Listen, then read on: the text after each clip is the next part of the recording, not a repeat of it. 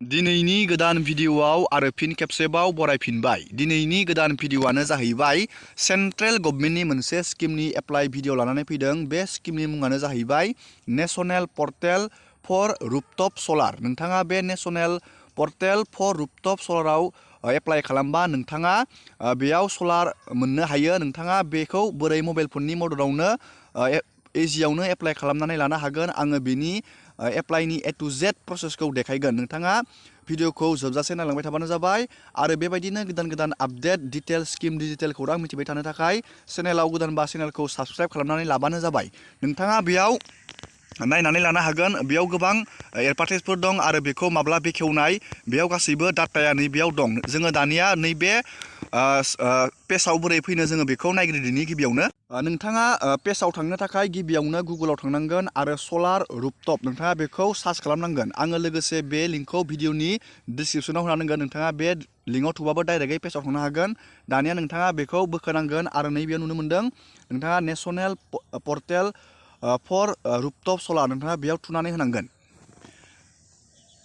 बेयाव थुनाय लोगो लोगोनो बेबायदि मोनसे पेज फैगोन। नोंथाङा बेयावनो गिबियावनो नोंथाङा रेजिस्टार खालामनानै लानांगोन आरो बिनि उनाव लगइन खालामनानै बेखौ एप्लाइ खालामनानै लानो हागोन। जोङो दानिया बेयाव बोरै रेजिस्टार आरो लगइन खालामनानै बोरै एप्लाइ खालामो जोङो बेखौ नायदिनि।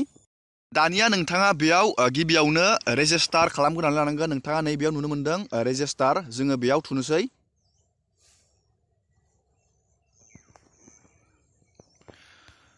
दानिया नैबेयावनो लिरना होखादों स्टेप बाय स्टेप नोंथाङा बोरै बेयाव रेजिस्टार खालामनानै एप्लाइ खालामनानै लानो हागोन। नोंथाङा बेखौ नायना लाबानो जाबाय। आङो बेखौ देखायनोसै। गिबियावनो नोंथाङा बेयाव नोंथांनि गिबियाव स्टेटखौ नोंथाङा सिलेक्ट खालामनांगोन। जोङो बेयाव स्टेटखौ मोनसे सिलेक्ट खालामनोसै। जोङो बेयाव आसामखौ सिलेक्ट खालामनोसै।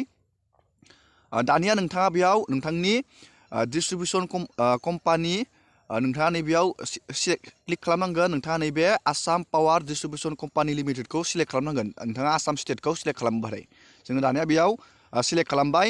दानिया नोंथाङा बेयाव नोंथांनि एकाउन्ट नाम्बारखौ नोंथाङा नैबेयाव बेंक एकाउन्ट नाम्बारखौ नोंथाङा नैबेयाव बहायना होनांगोन आरो नैबेयाव टिक थुनानै नोंथाङा नैबे नेक्स्टआव थुनांगोन। जोङो दानिया बेयाव एकाउन्ट नाम्बारखौ बहायनोसै। जोङो दानिया बेयाव एकाउन्ट नाम्बारखौ बहायबाय। दानिया नैबेयाव जोङो एक्सेप्टआव थुनानै नैबेयाव जोङो नेक्स्टआव थुनानै होबाय। नेक्स्टआव थुनानै दानिया नोंथाङा बेयाव नोंथांनि मबाइल नाम्बारखौ नैबेयाव बहायनांगोन आरो नैबेयाव खेबसेबाव मबाइल नाम्बारखौ अटिपिखौ बहायनानै नोंथाङा नैबेयाव इमेलखौ बहायनानै नोंथाङा नैबे साबमिटआव थुनानै होनांगोन। जोङो दानिया बेयाव मबाइल नाम्बारखौ नैबे बक्सआव बहायनानै जोङो नैबेयाव अटिपिखौ जों बहायनोसै।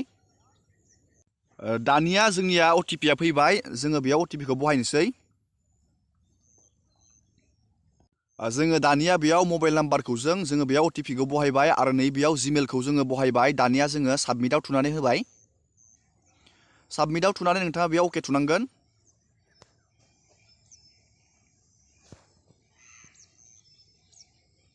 दानिया जोंनिया नैबेयाव लिरनानै होबाय U have successfully submitted the registration details you may log in with your registered details नोंथाङा बेबायदि बेयाव लिरना होगोन।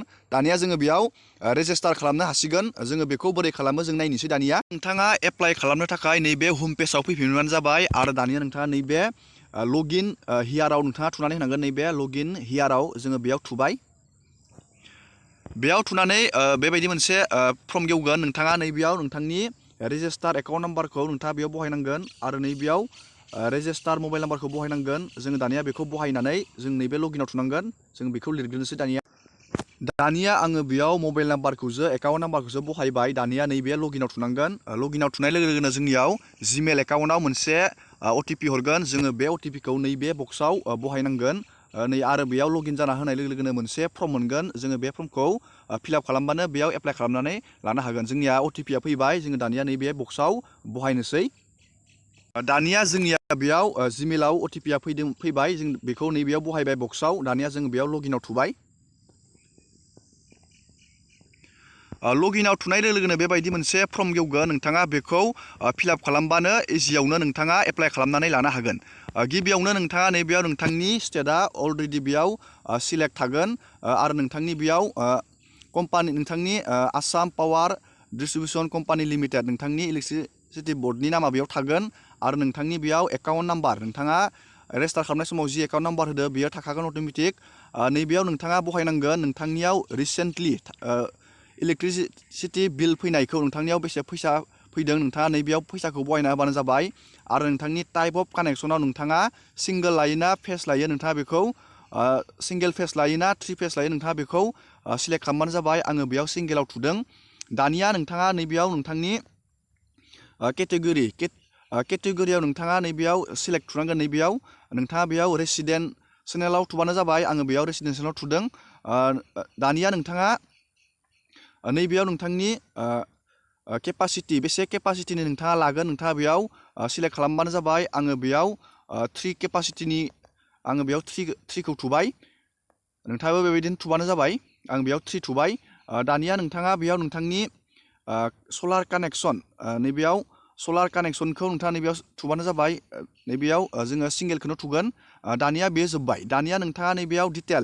डिटेल्स अफ एप्लिकेन्टआव नोंथांनि जायनि नामाव बानायदों नोंथाङा बेयाव बिथांनि नामखौ होबानो जाबाय आरो नैबेयाव बिथांनि केटेगरि मा केटेगरियाव गोलैयो SC ST बेखौ सिलेक्ट खालामबानो जाबाय आरो नैबेयाव फुल एड्रेसखौ नैबेयाव बहायना होबानो जाबाय आं बेखौ ब्लार खालामदों दानिया नोंथाङा नैबेयाव नोंथांनि पिन क'डखौ बहायबानो जाबाय आरो नोंथांनि स्टेटआ बेयाव अट'मेटिक सिलेक्ट थागोन नोंथाङा बेयाव डिस्ट्रिक्टखौ बहायना होबानो जाबाय दानिया नैबे लिंटिटिउडआ बेयाव अट'मेटिक नोंथांनि एड्रेसखौ बहायबानो नैबेयाव लिंटिटिउडआ अट'मेटिक फैगोन दानिया नोंथाङा नैबेयाव नोंथांनि मबाइल नाम्बार आरो जिमेलखौ एडिट खालामफिननो हागोन आरो गासैबो अकेबा नोंथाङा नैबे सेभ एन्ड नेक्स्टआव थुबानो जाबाय जोङो बे सेभ एन्ड नेक्स्टआव थुबाय दानिया नोंथाङा बेयाव गांसेल' नोंथाङा डकुमेन्ट आपल'ड खालामनांगोन 6 मान्थनि जायखिजाया नोंथाङा इलेक्ट्रिसिटि बिलखौ नोंथाङा नैबे चइस फाइलाव थांनानै आपल'ड खालामना होबानो नोंथाङा बेयाव एप्लाइ खालामनानै लानो हासिगोन जों दानिया बेयाव इलेक्ट्रिसिटि बिलखौ जोङो आपल'ड खालामनोसै बिनि साइजआ 500 KB जानांगोन अनलि बेयाव PDF बिदों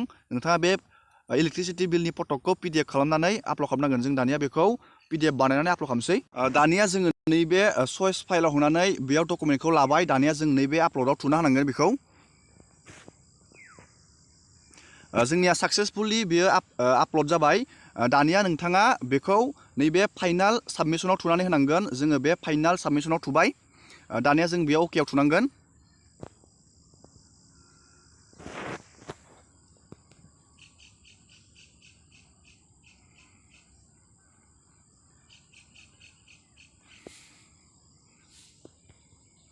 दानिया जोंनिया बेयाव साक्सेसफुलि जोङो गासैबो स्टेपखौ बेयाव कमप्लिट बानायजोब्बाय नोंथाङा बेयाव एडिट बानायबा एडिट बानायना लाफिननो हागोन नैबे एडिटआव थांनानै दानिया जोङो बेयाव जोङो एक्न'लेजमेन्ट फर्मखौ जोङो बेयाव डाउनल'ड खालामनो हासिगोन जों बे एक्न'लेजमेन्ट फर्माव डाउनल'ड खालामबाय